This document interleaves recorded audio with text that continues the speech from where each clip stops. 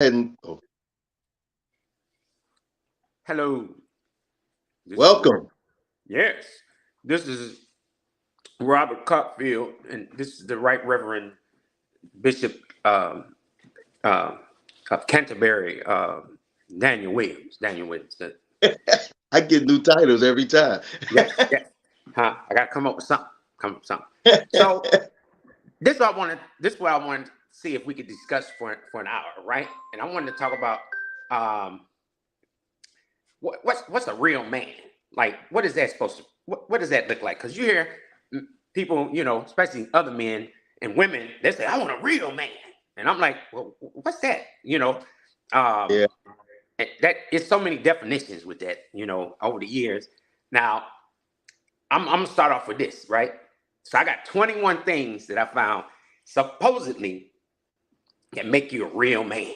You know, so I'm just gonna start off with number one and kind of work that and see what you think. But I do want to start with this. I think that definition, that term can be flawed because it depends on experiences I think any of us have had when it comes to being around other men. So I had to think about this. I was like, okay, I grew up around pimps, drug dealers, hustlers, you know, right. preachers. I didn't see them all. And I got to thinking, I was like, you know, when we talk about being a real man, it's like, okay, which one of those characters do you pick? Because some say, well, my father was a real man. I've heard people say, well, I didn't know my father. So they'll say, so and so was in my life and stepfather, or, it just depends on who you've been around. So I do want to throw that out there, especially for women, because I've heard women say, I had daddy issues. So when they do, it's their definition of a real man can be real sketchy because Yeah, but they like, you know, hey, honestly, hold on, bro, hold up, I, So I just want to throw that out there before I hit you with number one, so you can start it off. But number one is have your principles, which says this. This is about who you are. Do you have principles in life? Have you created a few rules and codes of ethics that you believe in? A man of principle is a guy who clearly defines his belief into right and wrong and sticks to it. So what's your thoughts on that? Having principles. that's a grand qualification right there. If not, I mean, I'm glad you had it as number one because that's like the top qualification. Because I would say being a real man is, yeah, like you said, there's been so many definitions, and the reason why it's flawed is everybody who has their definition of what a man is supposed to be, it's because they have a bias in it. You're Oh, not a man if you're not meeting what I say the qualifications of a man are. wow. Because I can be a man who stands on godly principles. Strong. I have a strong moral compass, but because I don't meet your biases, you'll tell me, nah, you're not a man because you're too much of this, you're too much of that. Because I'm too much of being comfortable with myself, and I stand on the principles in the and I live by the boundaries that I've set for myself, and I expect you to also live by those boundaries that I've set by myself, then I wouldn't be considered a real man because I don't meet your biases. So I think first we ought to throw that out there for all you men. You're not supposed to go by the standards that somebody else has because they have a biased opinion of what a real man is. Yeah, and let me throw this out here to the women. See, I've had this happen. That you get contrast and compared to another man. Like, oh, this guy over here. He's good with he's good with this and money, or it could be you know what you get. He's solid. He did, and me and my wife had this discussion, right? And we both admitted this. I've done that to her. You know, what a woman should look like. And that's bias, you know, because of some experiences I may have had with another woman. And I'm throwing that out there too. So I agree. I think that if we're not careful as human beings, mankind, we'll jack that up and bring to the table what a real man is. And this funny, you know, you said what you said, because I just had another discussion, and it was like, we at the hospital and she wasn't feeling well, right? And we just chopping it up as we waiting to go into the ER. And we just got to talking about how we was raised, you know. Now it's funny, we've been chopping it up for four decades, right? And we realized we didn't really know each other. So we talking about how she was raised, I was raised. And we talking about me being a man. And I told her, I said, lady, let me tell you something. And I started sharing with her my experiences with other men in my life and the stuff I seen, and even my dad. And she was just laughing, like busted out laughing. She said, man, now I know why you crazy, man. She said, I didn't know you dealt with all that stuff. And so I was laughing. I said, and I was honest with her. I said, it's days you trying to sort and filter that as a man. You trying to figure out, okay, what aspect of each one of these individuals that I dealt with was cool. You know what I'm saying? Because, for instance, now when I was out there, you know, rob, stealing, and you know, doing all kind of dope and all that crazy stuff, my center of reference as to what a man was the hustler, or maybe it was my brother, or somebody that was street savvy. You know, now I'm in church and I'm supposed to learn how to behave as a man and take my children and my wife there and all that stuff, and I'm supposed to, you know, be an upstanding citizen, or even as a preacher. Which preacher was the better man? See, that's that biasness. I think you hit on the head. Those experiences we have with these individuals, to me, it's like it depends on what the circumstance situation is as to who is the better man or what a man should look like. And I think that's dangerous living, because I'm gonna throw this other one out here and see what you got to say about this. So, you know, as part of this I just read, you know, really it's about principles and moral compass. Like, what is your benchmarking standard? So I'm gonna ask you this, you know, what's your feelings on this? I had this discussion with several people. I believe where I messed up, and I'm getting better, you have to have a benchmarking standard that's solid. And everybody in your sphere as a family, you got to agree what that benchmarking standard is. So when you're grading me or looking for what a man should look like, that benchmarking standard should set the course for course correction and also where we going. Now, for me, it should have been the Bible. You know what I'm saying? The Word of God. I just believe that. Did I bring that to the table? No. I'm being honest. You know what I'm saying? Like, it was convenience. So what's your thought process on that? I mean, you know, I picked the Bible. I don't know, you know, for a benchmarking standard, so I can have principles. What's your thought on that? That is the only standard.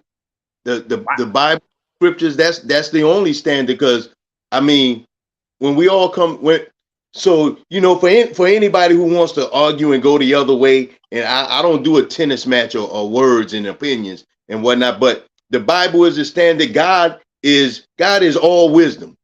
Every wisdom there is, it came from God. So therefore, he's already set the standard. He's put it in the scriptures. It's just a matter of, because we're a fallen people living in a fallen world, and we're born in sin, and sin is rebellion to God. We don't want to accept what he says the standard is, because while there's so much benefit in it, it also calls for a sacrifice at the same time too. And so for a man to say that he's really a man, look what God did. He sacrificed, not readily punishing us anymore when we live in our sin and whatnot. He's sacrificing his judgment and postponing it and holding it, and continue to let us continue to be able to have opportunity to get it right. He's like, I have these boundaries, I have these things out here for you, and if you live by these, you'll know what a real man is by my standards. Doesn't matter what anybody else's standards are. because like we said, people's biases. So I'm living according to what the standard, what God's standard says, and I'm getting blessings and I'm being favored in that. But if I go and I live by somebody else's standards, I don't really get any benefits or blessings from it. They receive. They're the only ones that receive. Right. Because I'm giving into them. I don't receive the minute I turn from being able to continue to give them pleasure and to please them and to live by what their standard and what their description of a man is, then I'm no longer a man. Well, and the reason why I brought up the discussion that I had just the other day, because something hit me. In any relationship, how can you reciprocate what truth is if we don't have a standard, the principles, like Yeah. that each other can call each other on? You know what I'm saying? Like, and a good example is that, I had to think about something. I mean, like conning somebody out of their money, or having sex with somebody, and maybe they drunk. Should you do it or not? Or what stops us from doing crazy stuff and allows that other person in your life to call you on it too? You don't say, hey, hold up, man. Now let's go to the word, and that's not cool. You know what I'm saying? That's different than we get mad at each other and then, well, you know what? My daddy wouldn't have done that, or my grandpa wouldn't have done. Well, first of all, I wasn't there with your grandpa and I wasn't there with your daddy. I don't know what principle is. What are you talking about? That's convoluted. And a whole nother thing shaped him to be who he is. I'm not him. I didn't grow up with his experiences and in the culture that he grew up in the environment that he grew up in, around the people. It's like, so like you're saying, it's all flawed when we look at men, because we were told in the scriptures you're never supposed to look towards a man for your example or for your pattern. So I would say for our younger years, I mean, we have the parents that we have, and as children, we have the environment that we have. So in our earlier years, we have no choice but to pattern ourselves after what we see and what's around us. But when we get to a certain age to where we now have control over where we go and who we have around us, now that's the time when, okay, now it's time for me to take sole responsibility and say, you know what? I didn't like that when I was little. I didn't like that. I didn't appreciate that. And you go and start seeking different from what you were conditioned with when you were younger. And then at some point, you have to start taking control over, all right, you know what? What I saw and what I saw and what I was given before, I didn't like it. And I knew something wasn't right about it. And you go and search and you'll find out. You'll start correcting your moral compass as you continue to go through life. We can't let people keep defining, how our moral compass is supposed to be. Oh, you think you're too good. You just wanna be goody goody. You want everything. Nah, ain't nobody trying to be perfect. I'm just trying to please God. And in pleasing God, I mean, you live a right life. I treat everybody well. So, I mean, what am I going to be hurting by living by godly standards? All you will do is treat people correctly. You'll end up attracting people that's going to treat you the same way, and you have less stress in your life.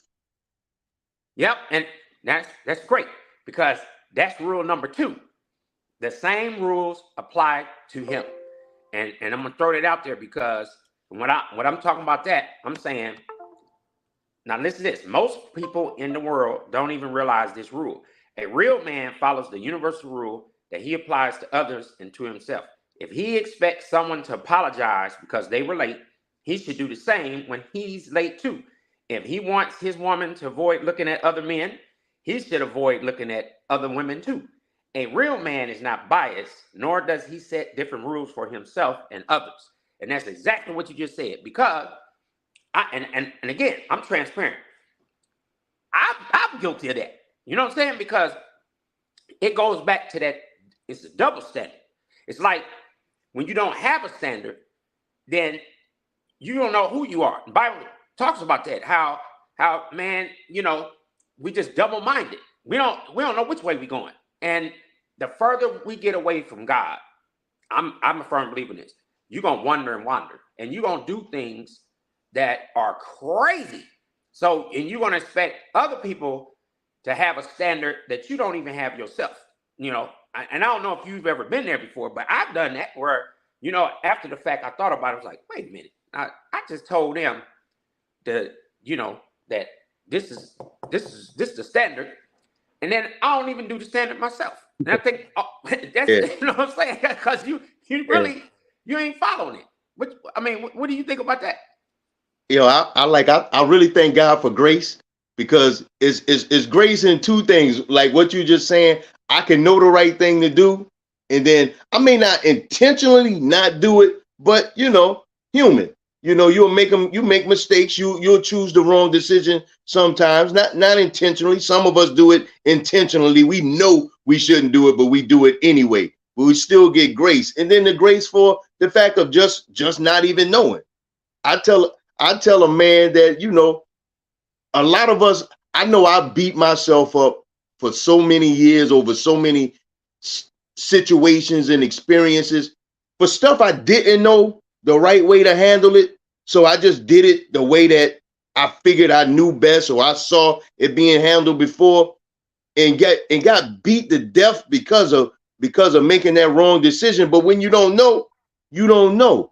I tell a man, stop allowing people to just beat you down, beat you to a pulp over something you didn't know. You made an honest error, because like an error is when you don't know and you do the wrong thing.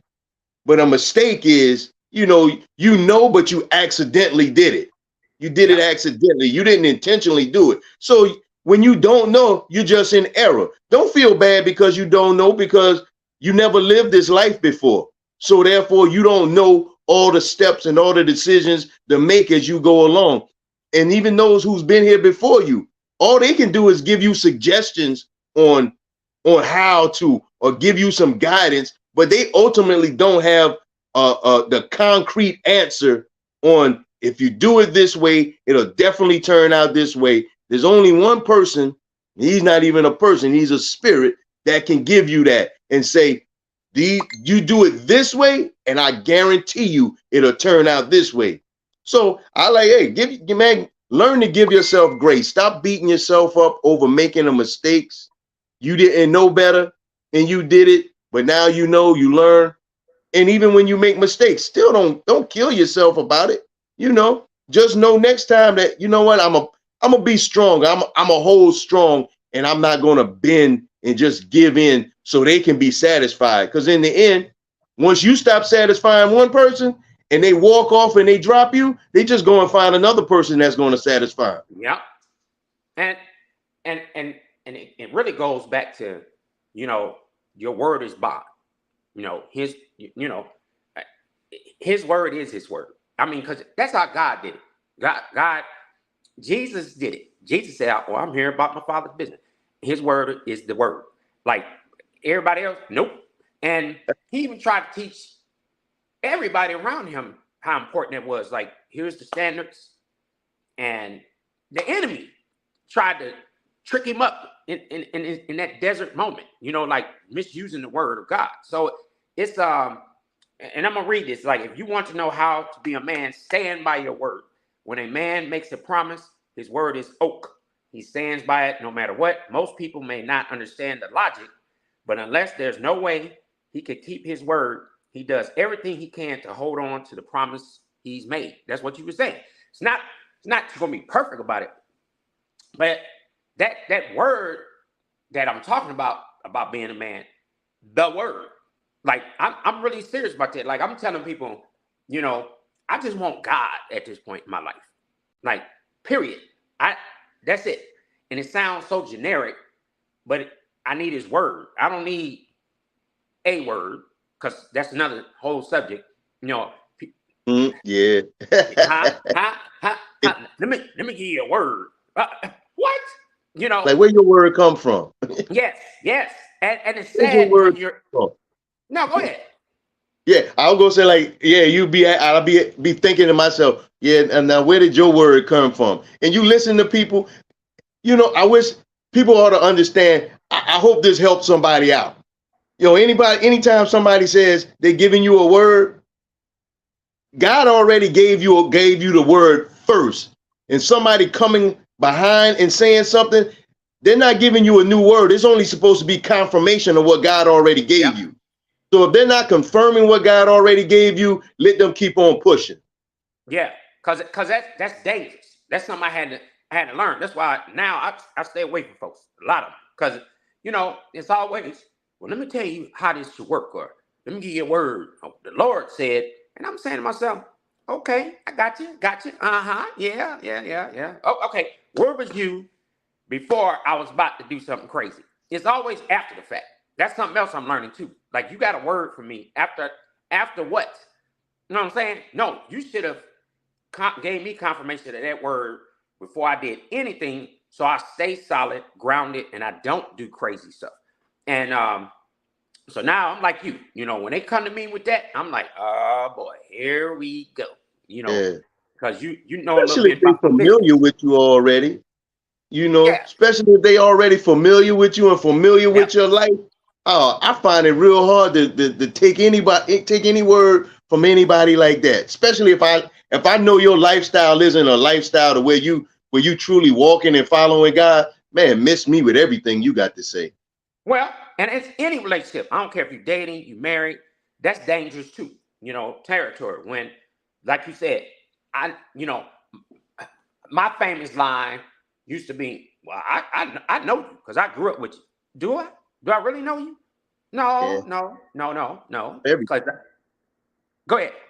Oh no, you good. I was agreeing with you. Yeah. Because that's crazy. Like, let me give you another example. So in my marriage, this is a good one. Now she older than me. She say, "Oh, I've been knowing you since a teenager."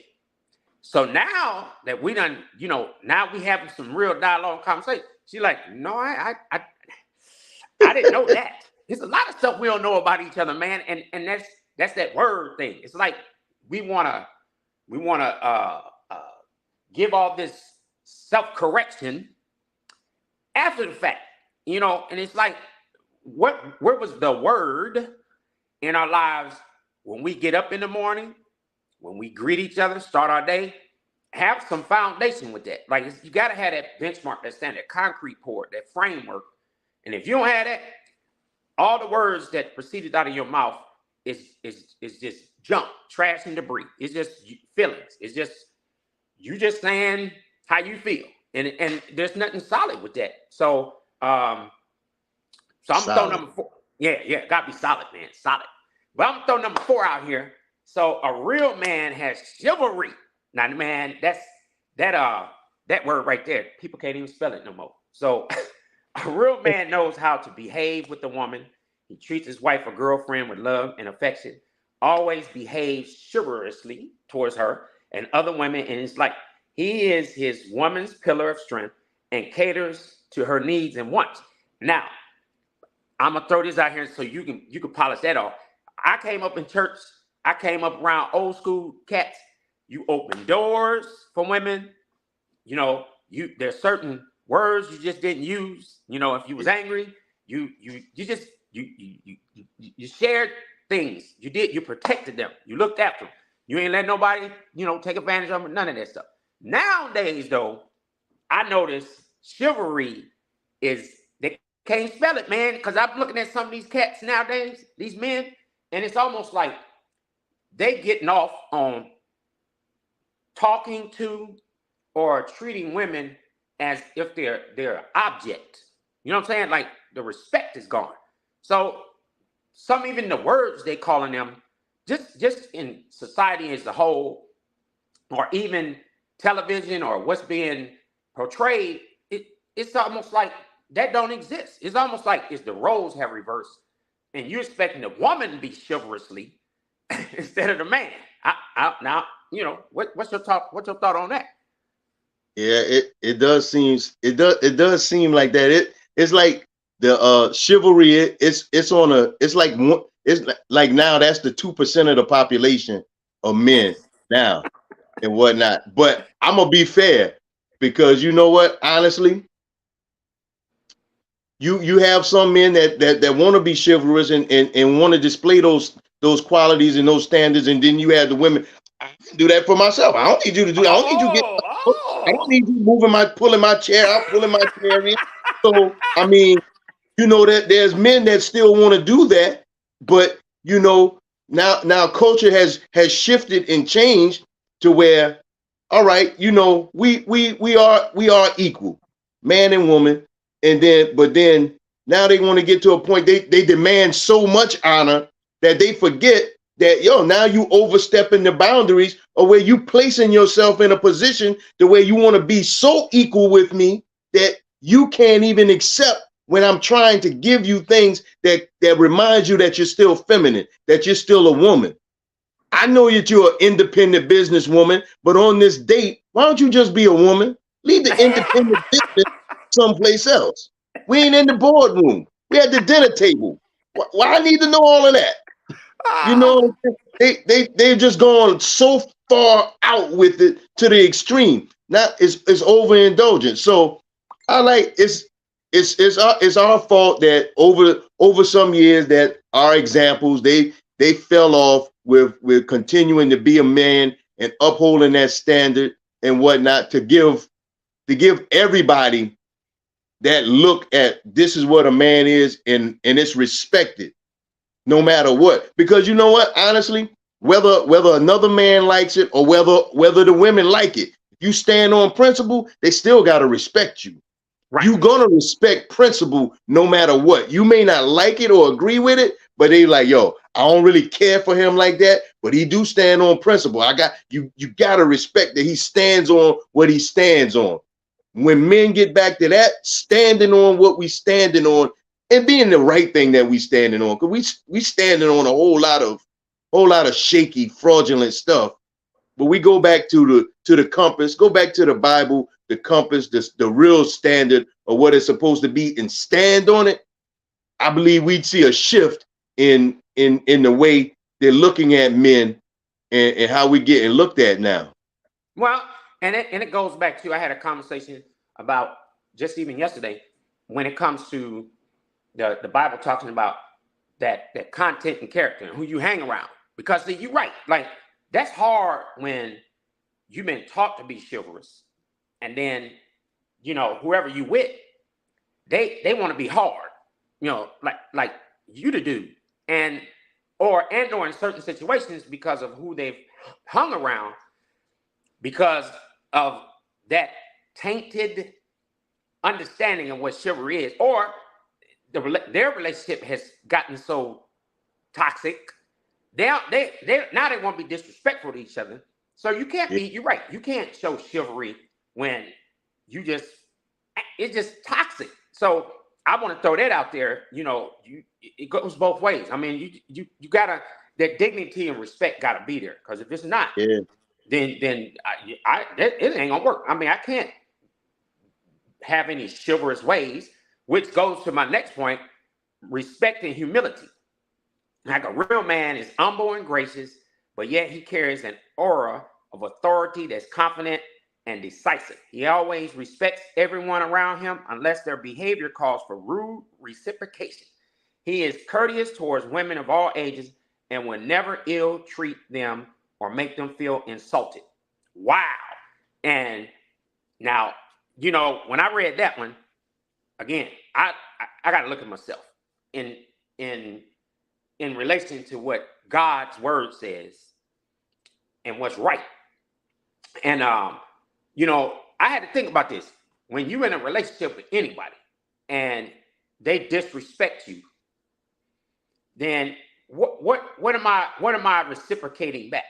Is it respect and humility? Like I've been getting into debate with a lot of cats these days, because one guy, I ain't gonna say no name, but he having some marital issues too. And he was like, hey, I need to talk to you. He's younger and we both military and all that stuff. And he said, man, what do you do when you done pissed your wife off or whoever and y'all trying to work it out? And he said, man, like that disrespect is there as a man. He said, I just want to give it back. I want to be disrespected back. But then I asked him this. I said, you got any kids?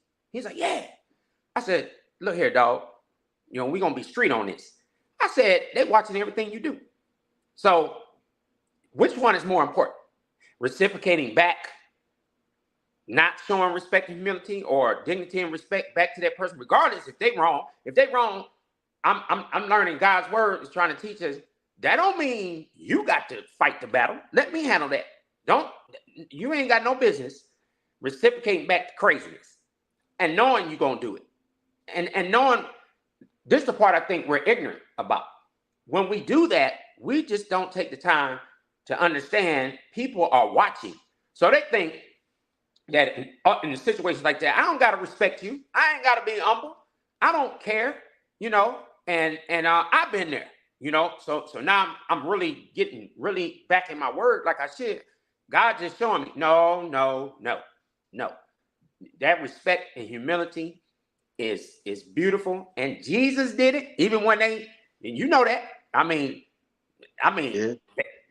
Look what they did to him. And he knew what he even said, they don't know what they're doing. They don't even realize what they're doing. But he had enough sense to understand which one was more important. His Father's business and the word and standing on that and his vision and mission and what he had for us, or you just gonna get worldly, crazy, and reciprocate it, you know, this foolishness. I don't know. Just you know, yesterday I was I made a little clip talking about a man's the scripture talking about a man's good name should far outweigh gold and silver. So wow. When you thinking about your name, what's going to be said about you? Your name governs the influence that you have with people. Not so much over people, but with people. Your character, the way that you behave, it influences the way people think and the way that they act towards you. So, like you were saying, you don't react to disrespect, you respond to it. A response requires you to slow down and think about what you're going to say or what you're going to do. Reaction calls for you to be emotional and then go at it immediately. And that's where we make many mistakes. We be reactive rather than responsive. Just like the scripture said, be slow to anger, slow to speak. So if you slow down, then you give them a response that now it's going to warrant respect from them for you, because you didn't give them what they gave you. You gave them the higher road. You still gave them honor and respect, even though they weren't acting honorable and respectable. Continue to still give it, just like it says, do unto others as you would have them do unto you. You're going to continue to give it, and whether they give it but we're so instantaneous. We like that self-gratification. Because you got me now, I want to get you right now. But the best way to get them is let God get them. He said he'd fight your battles, and all your battles are already won. He said he wrote everything from the ending back to the beginning. So that means all you had were victories and triumphs and wins before you had any of the complications that came before. You only end up with losses when you be a reactive person. So I like, even when they're being disrespectful and dishonorable, you hope that's a man standing on his what makes him him. Stand by your boundaries, stand by your standards, no matter what. You're gonna end up getting your respect, but you want it. It's like armor. Yeah. The way you hold your standards are your armor. They might hit the armor, but they can't break through. They can't pierce it and actually do you harm. So you being disrespectful to me, it doesn't diminish me as a man at all. Call me whatever you want to call me. It doesn't diminish me as a man. What diminishes me as a man is when I do something out of my character. Who cares what you think? And you know, just a minute ago, you said something that's really key to that too, which is, you know, what armor are we talking about? You know, that armor. And I had to think about this, right? I was telling somebody about triggers, you know. So, doing some counseling, and my counselor said, he said, hey, let me ask you a question. He said, have you ever thought about why certain switches get flipped or triggers with you? I said, no, not really. I just flip them, or I let somebody else flip them, or or it's just some certain things they say trigger certain things. He said, okay, but do you slow down and think about why you responding the way you respond? And I said, no. After I thought about it, I was like, no, man, I just go off like a Vietnam veteran. I just He said, now the reason why I'm asking this question, because he said, think about this. He said, you are naked, uncovered when you respond like that. He just matched up what you said. He said, you're just naked, you uncovered. You have no moral compass. There's something in you, innate in you, some experience you had that challenged you as a man. You got emasculated somewhere along the line. You never got that right. So he said, anybody that gets even smells or just even think that they're gonna come to you with that, your first defense is really you defenseless. You think you're defending yourself, but you're just going with a barrage of nothing. He said, that's all. You just and he said, then when you're done, what did you accomplish out of that? Nothing, man. Nothing. You just nothing. Huh?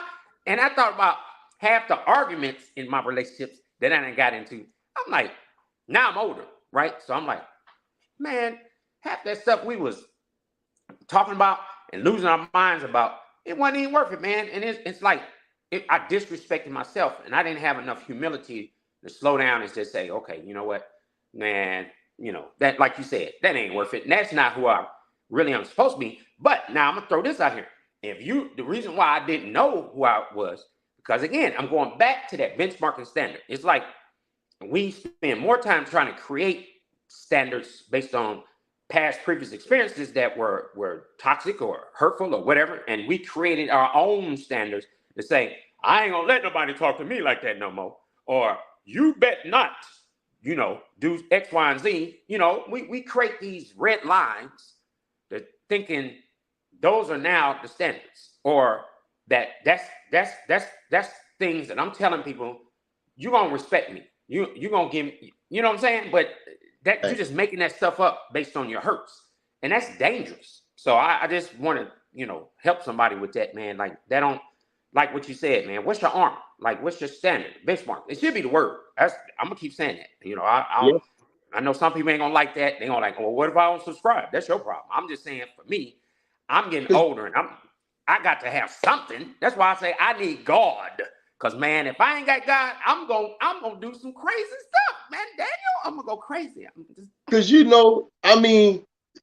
I agree with you. It has to go back to the word. That's the only thing that doesn't shift, that doesn't change, that doesn't morph, that doesn't keep on that. Because every other standard that's been put out there, it keeps evolving. It has to keep evolving. It has to keep changing. It has to keep getting edited. They keep going in and taking this out and inserting this. Oh, we need to scrap that whole thing and start over from scratch. How? So a man is supposed to change at the whims of some people who are not satisfied with what they gotten. So a bunch of people sit around at a table, a board meeting, and they say, you know what?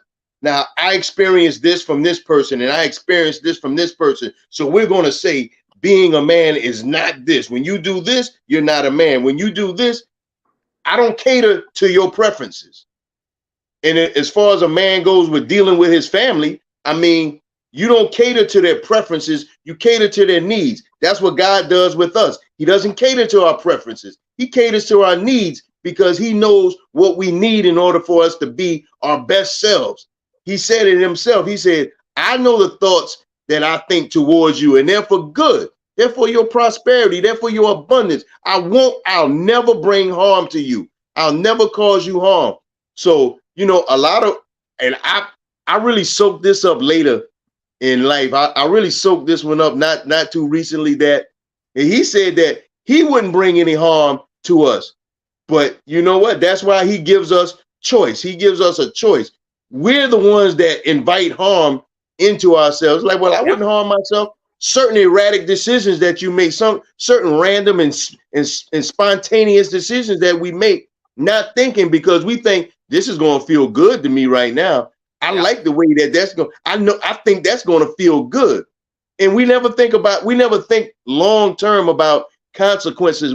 We're not long term thinkers unless it's going to be something to our benefit. And when we thinking long term, all we see is the good that's going to happen with us. We never think about that there could be consequences later, or what if this goes the other way, and man, then I have to deal with this, and I have to deal with this, and I'm gonna be a victim of this. We never think about those things, only the benefits. Yep. Wow. Well, number 6 was a real man has dreams. Pursue your dreams and aspirations with passion and hard work. A real man is dedicated to his dreams, but at the same time, he doesn't neglect the promises he made to the ones he loved. No matter how occupied you are, if you want to know how to be a real man, make time for the ones that you love. Now, I'm putting this out here. I've said this before. What did I do? I come out the gate. I don't know God like I should. And then the innate things in me, I just did it. So I've done a community center. I've done a church. I've done an event hall. I've done a restaurant. I've done. And, you know, I had fun. Now, my family was like, even my children, Dad, what more do you got to prove? I mean, you're a musician. You know, I got jack all trades, master none, right? I could do it. I just did all this stuff. And this is so true. Dreams are beautiful. They are. I love it. I've done it. Like I've lived my dreams. Bucket list, ridiculous. But this part in here, we're talking about you can't get that occupied that you don't take care of your responsibilities of, first of all, God first in my life, and then your family, and then the church institution, and people in your community, like, you know, your sphere of influence. While you pursuing all that stuff, where are they at? All good is not good. And I had to learn that. I was like, but wait a minute, I'm feeding the hungry. I'm taking care of the sick. I'm praying for so and so. I'm preaching. And then the people around you like, but we're sick. We're lonely. We have, where we at with this? And just this morning, I was talking to somebody and I said, man, because we was talking about how we were so frivolous with that. Like you can't get that stuff back. You know, like it was wasteful. It wasn't good, prudent thinking. Like you said, you're just doing stuff. How do you get that back? And so I had to tell that person, you know, we had that dialogue, but you can't. So the best you can do is course correct. And that's why, you know, I'm at the point in my life where I'm like, okay, you know what? I don't care if you like me or not. I'm going with God. Like I'm starting over. Like I'm gonna just I'm dropping it all. And then I'm just going, okay, God, look, I kind of jacked that up. So now where do I go from here? And I think, you know, I'm gonna let you like address this. I just think that's true. Like we could be so busy, man, we losing the people that God has predestined, preordained to be in our life, and that we're responsible for. And that's sad, man. I've seen so many successful people lose their children, lose their marriage, lose their friendships, lose themselves, that you're so busy, you don't even know where you at. You know, you can go ahead, man. I'm just sharing that. Hey, you made the good point right there. I'm gonna say this, and I'm gonna use God as the best example you could use. God, he said that he had a plan for us, and it was for us to be able to come back to him, to rejoin him. God is in glory, and he exists in glory, and that's all that he has around him. He that's what he enjoys every day. And he said, I'm gonna make a plan for them to be able to have the very thing that I have. So for a man's dream, it shouldn't just be for him. Mm-hmm. Everybody should be going along and experiencing what that dream, because it's not for him personally, but his dream is meant for everybody to have the best of a thing. So when he does a thing, a man, so once you I say there's two things for a man that already has a family. Is your family included? What parts of your dream can your family participate in it in? Wow. If they can't really participate in your dream in any way, it's your dream and your dream alone. You're supposed to be the visionary for the family, not for yourself. You might gain things personally along the way in doing what you're doing, but it's supposed to be for the family as a whole. So let that be your guide. And for a single man, I'm saying, you know what? You think that you're supposed to just be out for you, out for self, but you're single. You intend to be with somebody. You intend to have a family down the line. So you have to already be thinking about, what am I wanting to build? What it is it that I'm supposed to build that's going to be inclusive for whomever comes into my life. And when we have a family, and not be like, I want to be senior chair at this law firm. I want to be for this because this is going to be so big for me. But when you have that and all of the light is on you, you're not going to want to step out of the spotlight and have everybody else be in it with you, because you've been selfish for so long. So being a man is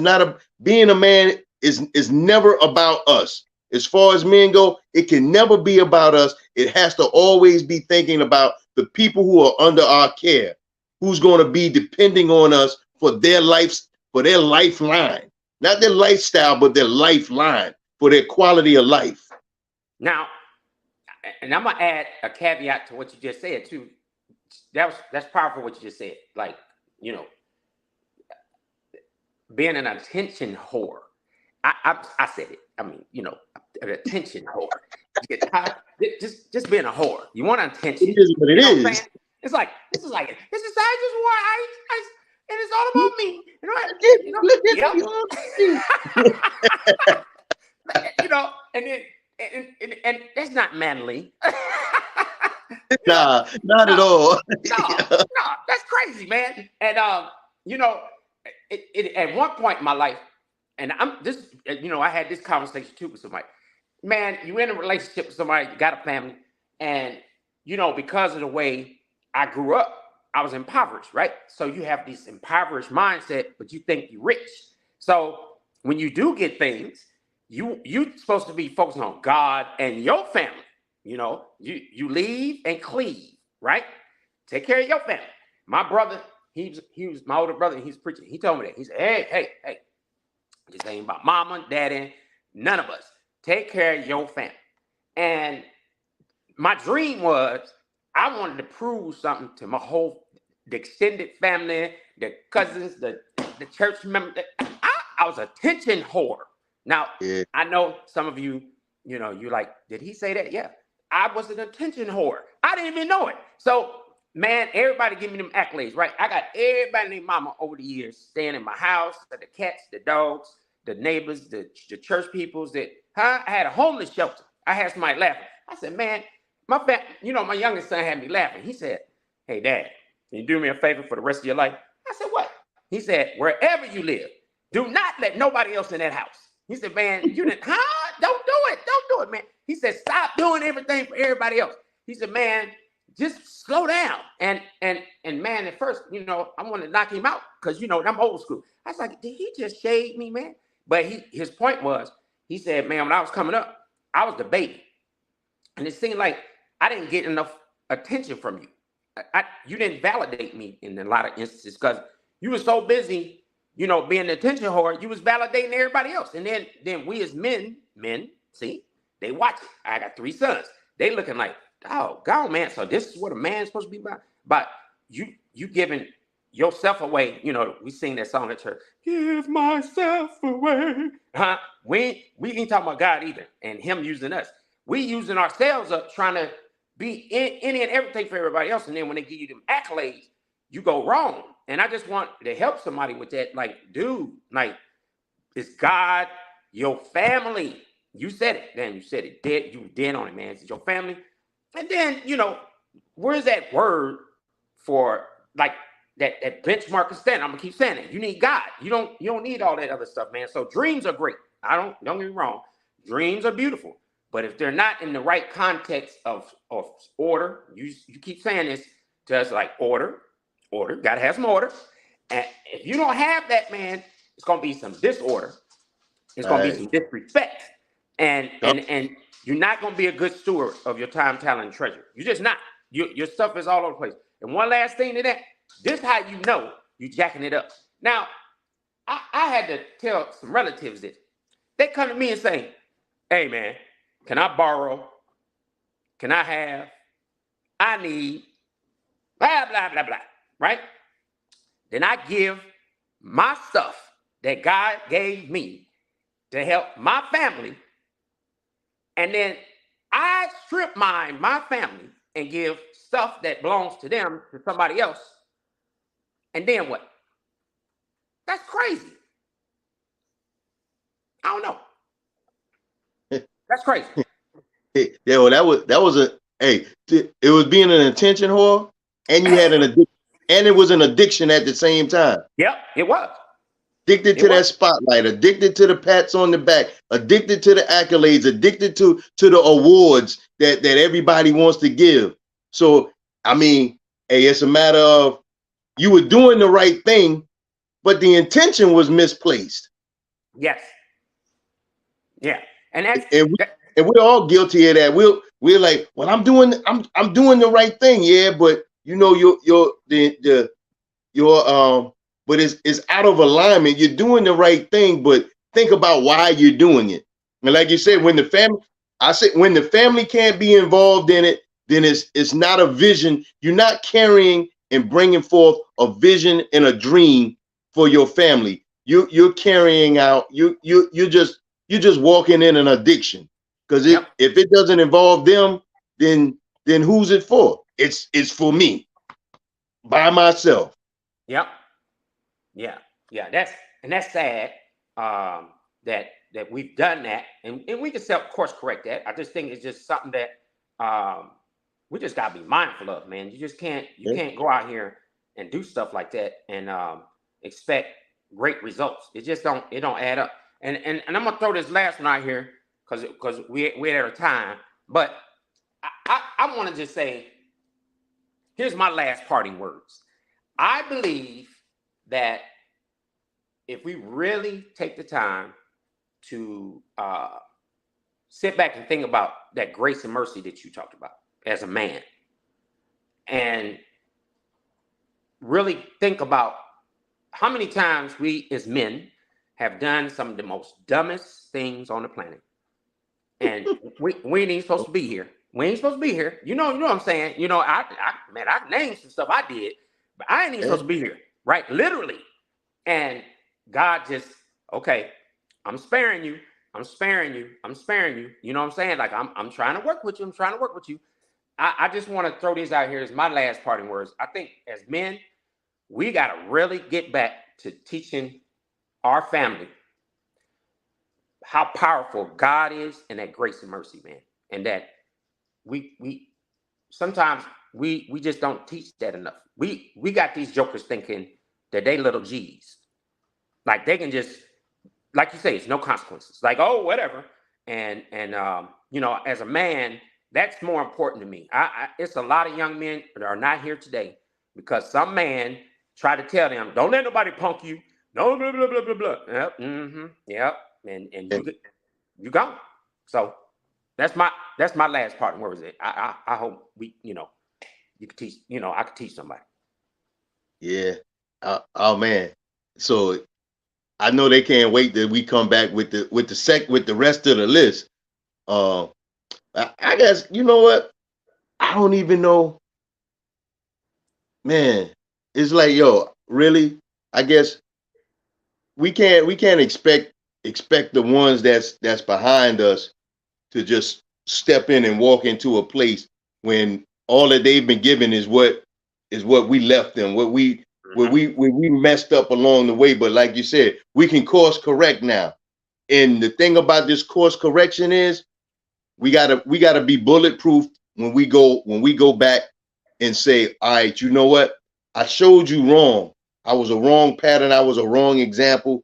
This is really how it should be because I'm looking at the path of destruction I left behind me. And we got to be unapologetic, because not everybody is going to be able to stand and accept the fact that we come in with we can make it a rigid moral compass. It has to be rigid, because when you're going back to do correction, people are not going to like correction, because some people have gotten comfortable in the dynamics of where it was.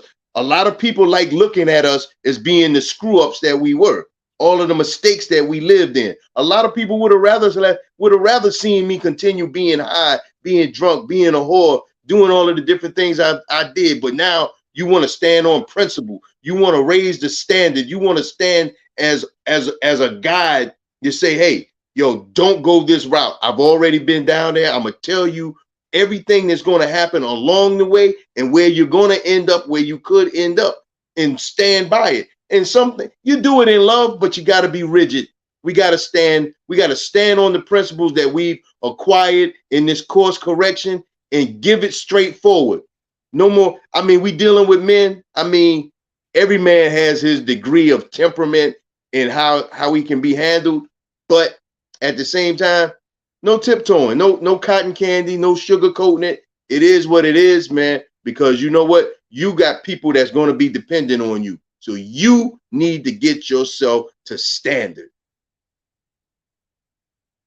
That's exactly what I would give out today. I like any man that's at that point of life that where you're looking, it's like, yo, I need some course correction in my life, or this just doesn't seem like the way I should be going. Then yeah, it's time to spend some time alone so that you can spend some time with God. And you don't even have to go into the deepest of prayers, but just be like, what's the direction that I'm supposed to be going?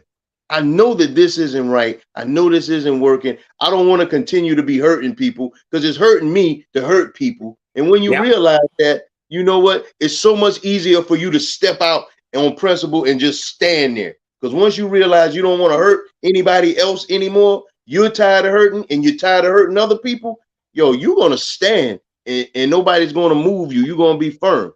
That's all I have. I mean, for this one, I can't wait till the next one. Me too. Yes. So I want to say thank you guys for dialing into the Bat channel again. That's Batman and I'm Robin, man. I'm just letting you know. That's the way it go. That's the way it go. And next week, yeah, Batman Robin, man. I take the lesser seat, man. You got a lot of wisdom, man. You know what? When we had these discussions, the reason why I be laughing, because both of us really know we done some crazy stuff, man. And it's just beautiful being on the back end of life, man, and be like, you know what? I want to help somebody. Because somebody just asked me the other day. They was like, man, why you say all that stuff? Why? I said, look, that's wisdom. That's helping people get an understanding. I think that is crazy. Why people want to hide their stuff? That's why ain't nobody learning nothing these days, man. We so busy, man. I'm glad that I'm living to be able to share it. I survived because it's so many of my partners that they just, their minds are gone, their bodies are tore up, or they're in prison, or they just met death altogether. But I made it through, be thrown out of cars, being shot, getting shot at. I could have overdosed on cocaine. I could have been taking heroin and not knowing I was doing cocaine. I was sitting up doing drugs with people I met just hours before. I could have had my brains blown out somewhere. I could have got caught up in bad drug transactions, a whole lot of that stuff. I know I don't look like anything that I just named. I don't look like any of that. You find it hard to believe, but I made it through that stuff and whatnot. So I don't mind. I feel like I'm obligated to have to share this with you. And that's why I have to be unapologetic, and I can't sugarcoat it and tiptoe around it with you and give it to you straight, because you may not be the one who be able to walk away from it. So don't shrug it off and be like, oh, that's not going to happen to me. We all step into it like, I'm going to outsmart the last person that thought they could do it. I can be able to outsmart it. And they end up being the ones that have their eyes and their lips sewn shut, and they're not moving no more. It's true. So true, man. Well, And I don't know why I went on that, but I hope that no. I hope that intensity does something for somebody. Yeah, no, that's that you did the right thing. You're right. You should have said that. You know, because there's some jokers out here. They don't get it. Like you keep on messing around, man, and that's it. And that's being a real man. That's just they think they worrying about somebody punking them. Nah, that's okay. I'm here. I'm seeing that go down wrong. So that's why I teach my son. You're not gonna whip everybody. You just got to have some wisdom. And you just shouldn't even be trying to go there. So I don't know. But anyway, I appreciate you. And yeah. So well, I'm going to leave. We'll be back next week with the rest of that stuff. And on pause, we'll be back. Yes, sir.